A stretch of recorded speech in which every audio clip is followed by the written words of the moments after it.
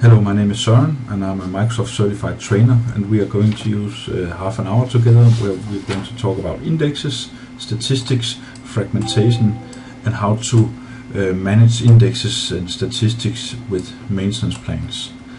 We're going to cover the chapter 10 in the training kit for the Microsoft certified Microsoft exam 70/462. And it's chapter 10, and it's page 417 to 441, and that's about indexes. So when it comes to the exam, then it's quite easy to understand all the index types that you know, but it's more difficult to understand how to use them properly.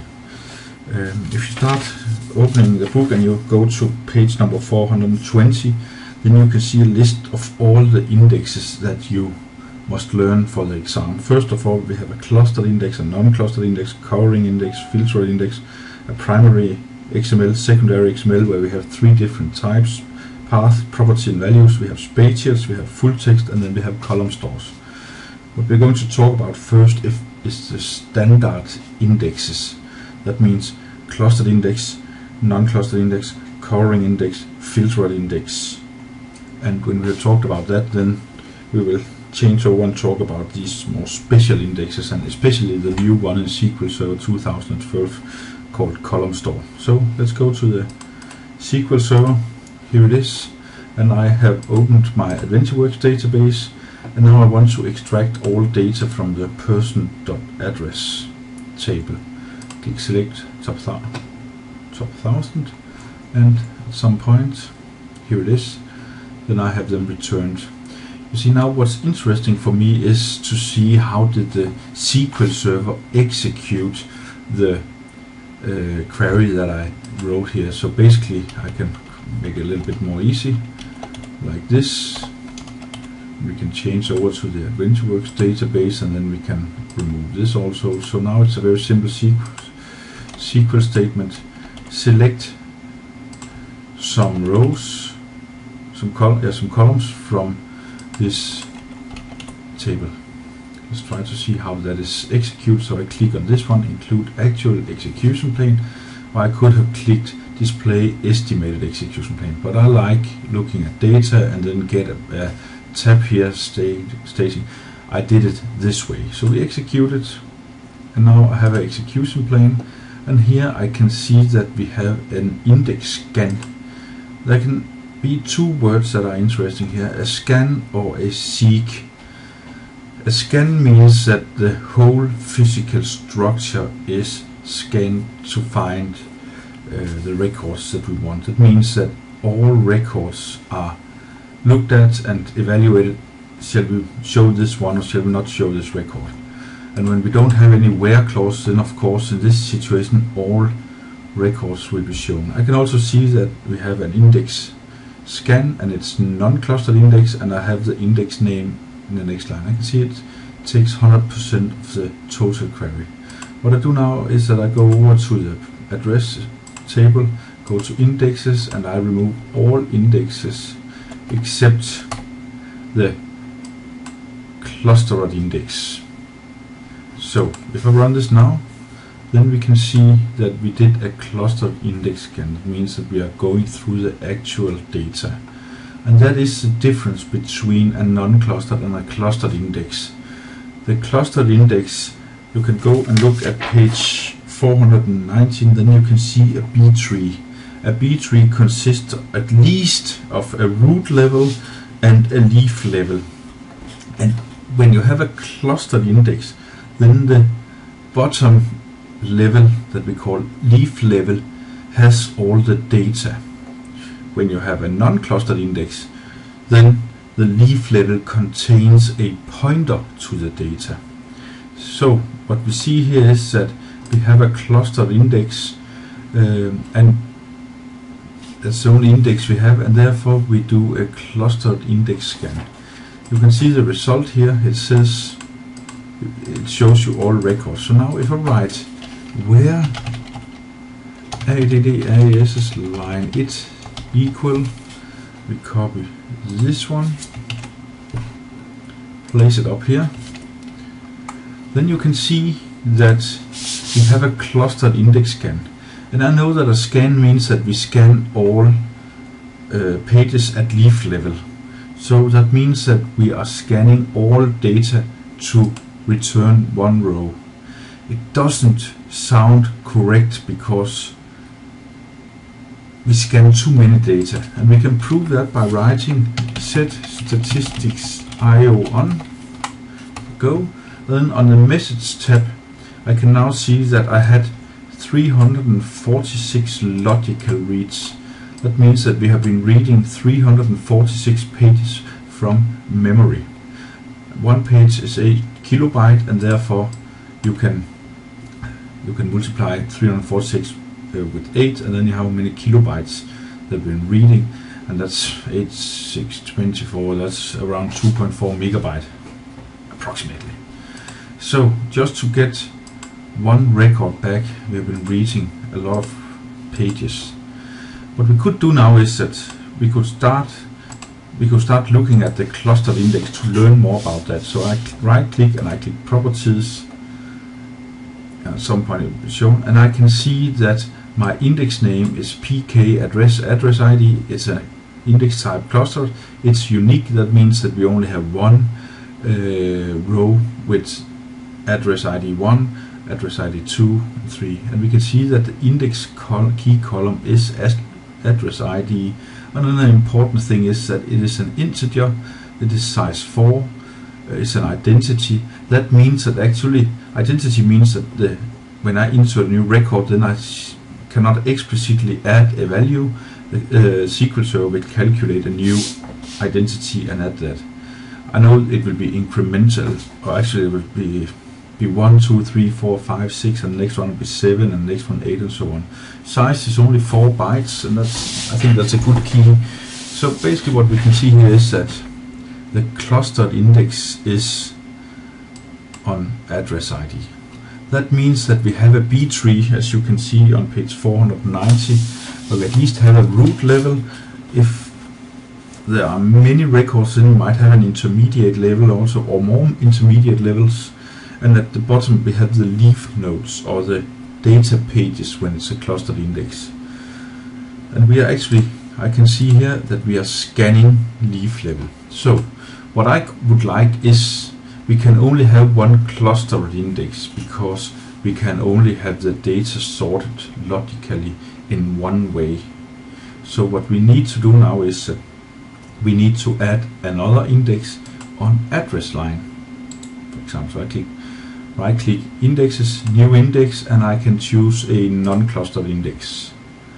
First of all, I call it address line 1.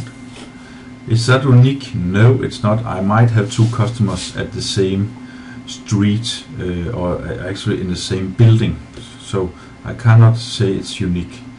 I need to add my index keys, so I click add and I say it's address line 1. That's it. Give me 2 seconds. Now try to run this one again, F5, and basically we can see we have a new execution plane. And what happens, I think the graphical design here is wrong, but it doesn't matter. What happens here is that I have a seek in my new address, my new non-clustered index, where I find all records where the address line is 250 race code. I know that's one line, but it might have been 2 or 3 or 10 actually. When I have found them, then I look up in the clustered index to find the data. If I have not had a clustered index, that means that my table would have been a heap. Then I would have had a row identifier to tell me where the data is stored. So basically, I find all records where the address is 250 race code.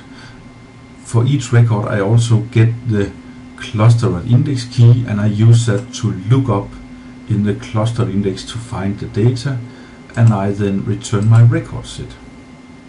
Let's see how many pages I need to read now. 4 logical reads. Wow.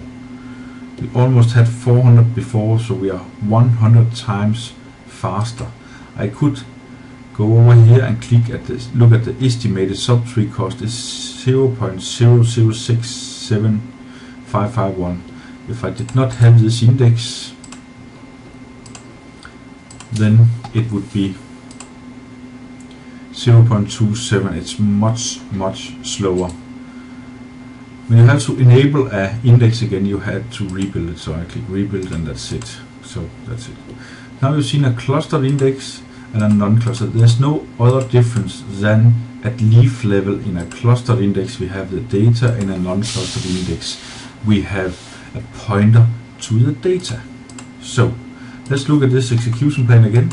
See, wow, it takes 51% to look up in the data. What if we could remove that? Then it would be twice as fast approximately. Well, not totally, but what we can do is that we can change our non-clustered index to a covering index. A covering index means that it can cover the SQL statement. So what we need in the index is address ID, address line 1, address line 2, and city. And here's the first catch.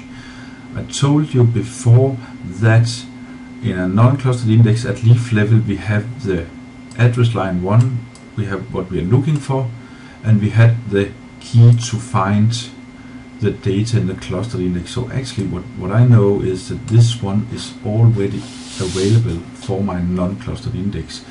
This one is also, so we need to find a way where we can have these two informations, address line 2 and city, in the index without being a part of the index search tree. So that means that we are searching for address line 1, so we don't want to make our index bigger by adding address line 2 and city.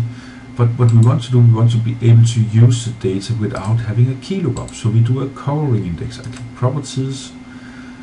I don't change my index key, but I add included columns, add, and I choose address line 2 and city. Click OK. So now I have an index based on address line 1. I have included these two columns, and I know that the cluster index key is already there. I can't see it, but I know it's there. Click OK. Click F5.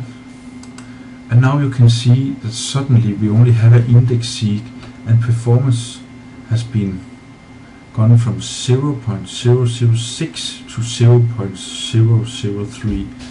That's very good, I think. So what about pages? We reduce the reads by 1. When we talk about indexes, then all indexes are good for read performance, but for write performance they are often terrible. So now we've seen a clustered index, and now we have a non-clustered index. We have a non-clustered index that is covering, so we call it covering index. We could also filter, meaning that if I choose this one, for example, and I click star, you see, I can see that the state province ID is 79. So what I want now is that I want to have a filter where I only have an index for all addresses in state province 79. So I can right click again and I can change one more time, and I can click filter, and we could try to say state province ID equal 79. Let's see if I spell that correctly. State province, it looks like that. I click OK. So now I can run my index again, or my query again. I'm not sure it changes anything, but we can, it makes a clustered index again now, and that's of course that's a terrible thing. So I should change my statement now so that I only would have to use my new index. So what I will do now is that I will add that, and I will write and. So sorry, just a second. Here it is. And state province equals 79, alright, and you can see that I'm now down to 2 logical reads, and I have performance is still the same, 0.032, but I have reduced the logical reads one more time, and that is brilliant. So this is what you need to know about. If you go back to page 420, that is what you need to know about cluster index, non-cluster index, covering index, filter index. That is the normal index types. So to finish them, then what we need to know is this index fragmented? That means that are all the records in a logical sorted order, or is it so that we have a 10 pages? Let's imagine that our index is 10 pages. So we have page 1, 2, 3, 4, 5, 6, 7, 8, 9, and 10. In an index for address line, then we will have the first AA, AB, AC here, and next one we might have FF, FB, FD, FJ, for example, and at the end we would have something like XA, XB, XC, and so on and so on. What happens is now that if I want to enter a new record here called FH, because they need to be in the right sort order in an index.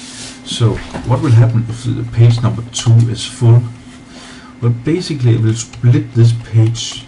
Now I showed you in the wrong way, but don't misunderstand me. So we would have a page, you can call it 2A, and we would have a page 2B, and we will have FF and HFG here, and we would have FH and FJ here. So now if I'm going to read this index, then I start by reading page 1, page 2A, and then the disk or the system needs to jump down and read page 2B and then back to. Our index is now fragmented because this page should of course be up here. And this is what defragmentation is about. It is about ordering the pages correctly again. You can defragment in 2 ways. You can reorganize or you can rebuild. If you rebuild, then it's not correctly true. It depends on a lot of things like fill facts and so, but basically if you have 10 pages, then you will end up using 20 pages to rebuild an index. Reorganize requires 1 extra page because it is something about, okay, I move the page a little bit around one at a time and suddenly everything is in place. You say that reorganize is best if fragmentation is less or equal to 30%, and rebuild is best if fragmentation is larger than 30%. So how do we determine that? Well, basically we use a dynamic management view called indexes physical stats, dbid, comma, and then let's do it the wrong way. Select star from objects where name. I just need to find the object ID. I have it here. I could have written some code. I could use the built-in function, but just to show you the different approach. So to this, then I need to add the index and partition, and I need to add how we want to see the data. I could, for example, write sample instead. Let's see if this is working. And now what I can see here is that here you have my indexes. I have a clustered index, and this is my newly generated non-clustered index.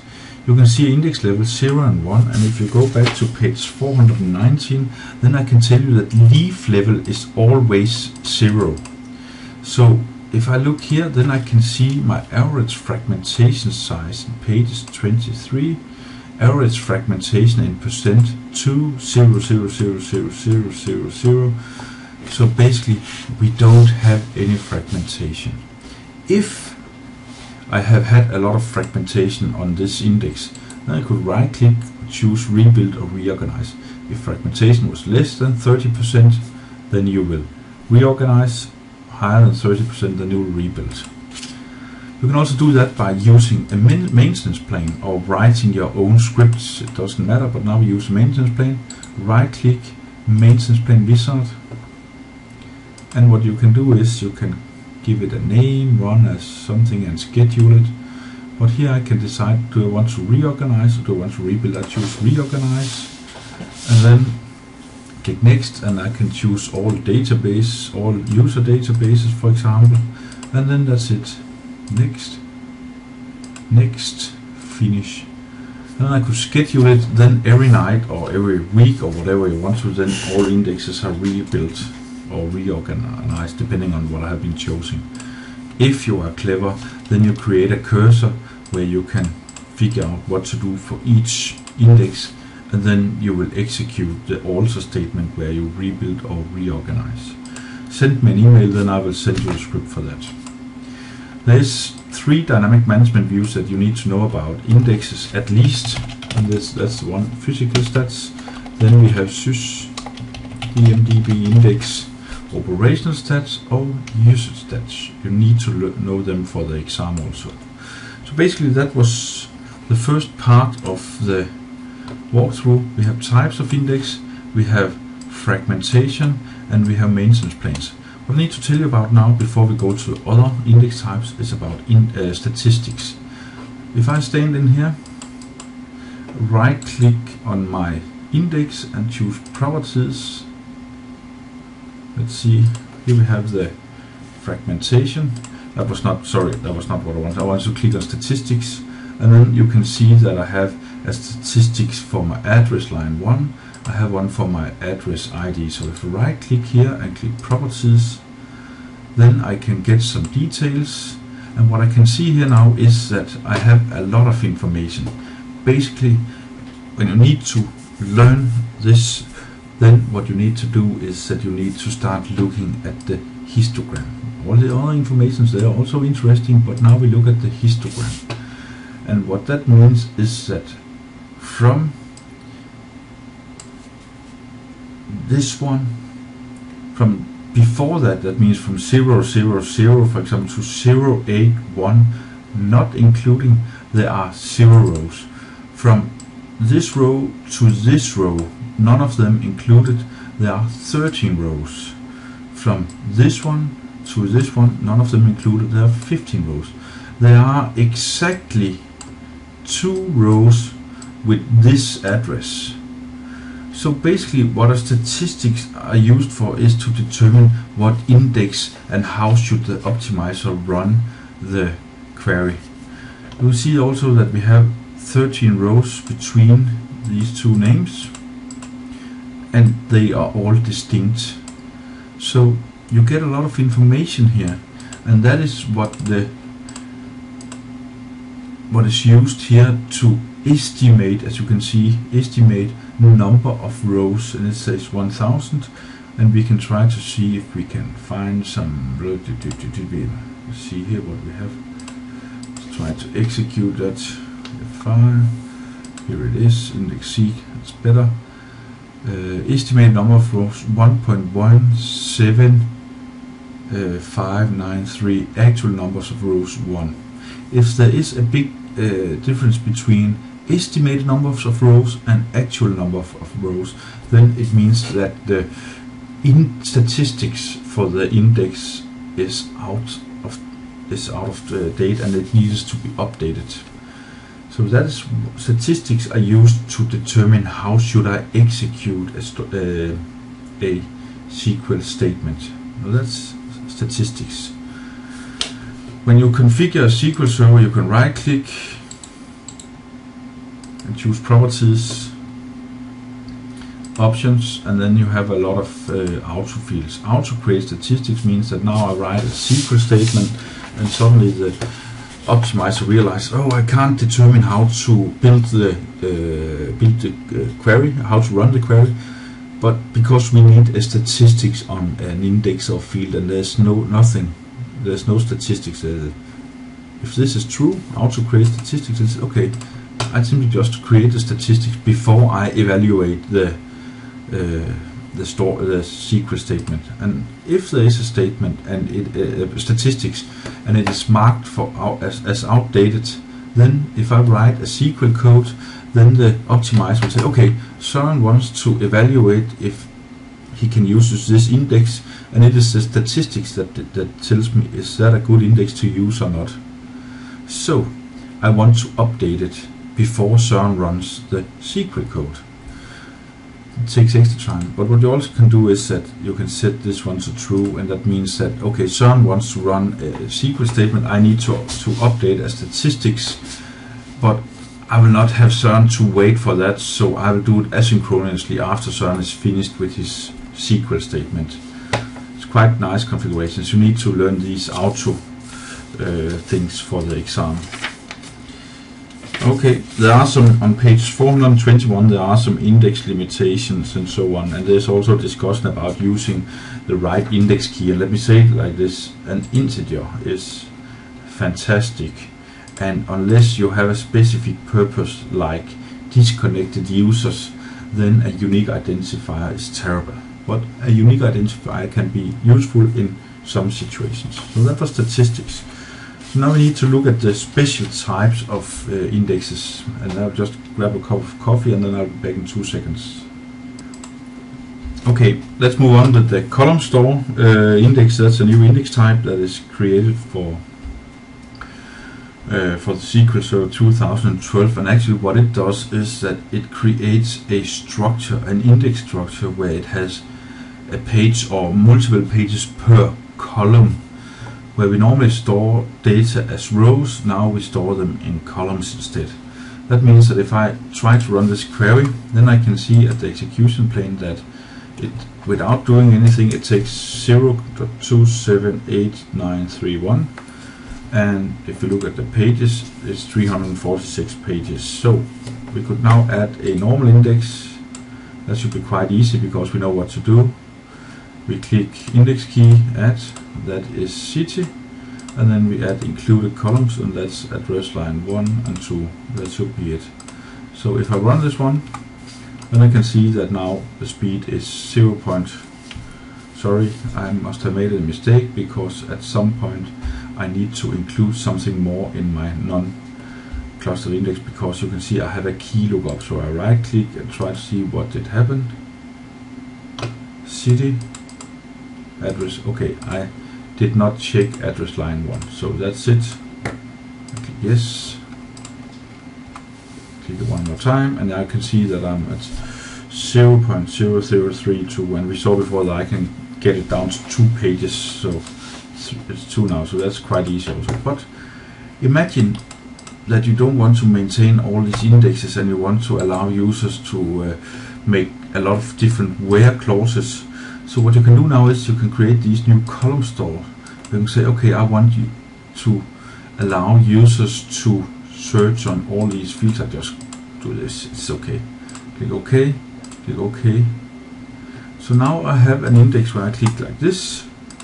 You can see the user index. I can see the speed is 0.06. It's a lot faster than a scan, clustered scan, but it's a lot slower than our correct normal B3 non-clustered index. But the benefit is that I can now mix it. I can add an extra field if I want that. I can see what fields do we have. So postal code still is quite fast. If I have had a covering index, then I needed to be able to change this covering index so that it also includes the postal code.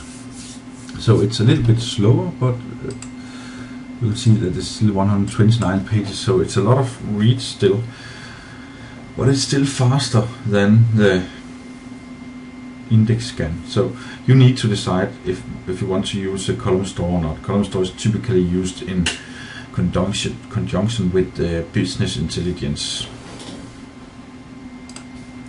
Okay, let's start by looking at the primary XML index. For the exam, I'm quite sure that you will get a lot of or some questions about that. You can read on it at page 422.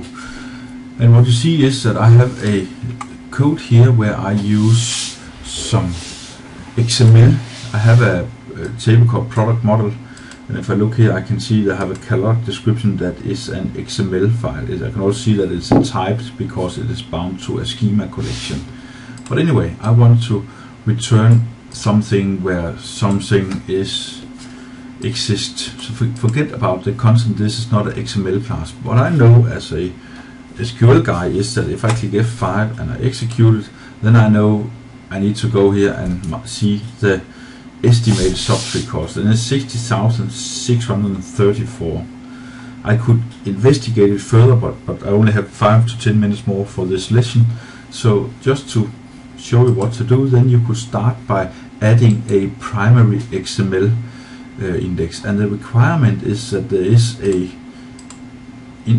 normal relational primary key on the table, and you can have one primary XML index per column. So I can set a primary XML index here. I can set a primary XML index here. That's what I'm going to do. Right click, new primary XML index. I click add. I choose catalog description. I click OK. Click OK. So now I have a primary XML index, which basically means I have transformed your XML document into a searchable format in a table-like structure. So how you get a better performance? I click execute, select, and now it's 0.0273696 in estimated substrate cost. It is much faster. If I disable this again, try to run it again, then what you can see is that estimated numbers of rows are 80 and you only have 6 here, and we get a little bit closer by rebuilding this index again. Hit F5 and then you can see that I get a more accurate plane also. So this is a primary XML index. It simply just makes it easier to search an XML document. So, and if you then look in page 424 in the book, then you can read a little bit more about the 3 different secondary XML indexes. And for example, we can create a secondary XML index with the parse, and it tells you how it is built and that it supports operations such as the exist method. Then you have the property. This index is useful for searching for nodes that have a particular value. And then you have parse. This is essentially the reverse of the parse. The reverse of the parse index, and is most useful if you're searching for dissident node for a given path. You need to know and understand XML to understand these 3 secondary XML indexes. But basically, try with the primary first, and then add 1 or 2 or 3 secondary and see if you can get it to work. If you look at page 422, then there's a lot about, not a lot, there's a short description about spatial indexes and full text indexes. There will be another lesson with full text indexes, and spatial indexes is something you need to learn. I will Google it if I were you, but for the exam I don't think that it takes up that much space. So then on page 432 we have something about the fill factor, and the fill factor determines how much a page is filled when you rebuild an index. So if you set it to 40, then the rebuild will only fill 40% of the page when you rebuild an index. Talked about index fragmentation on page 434, and on page 437 and 38 there is a little bit about unused indexes and missing indexes. I think you should read that. I showed you a little bit about it earlier. So that's it. Yes, that's lesson 1, and that's it for now.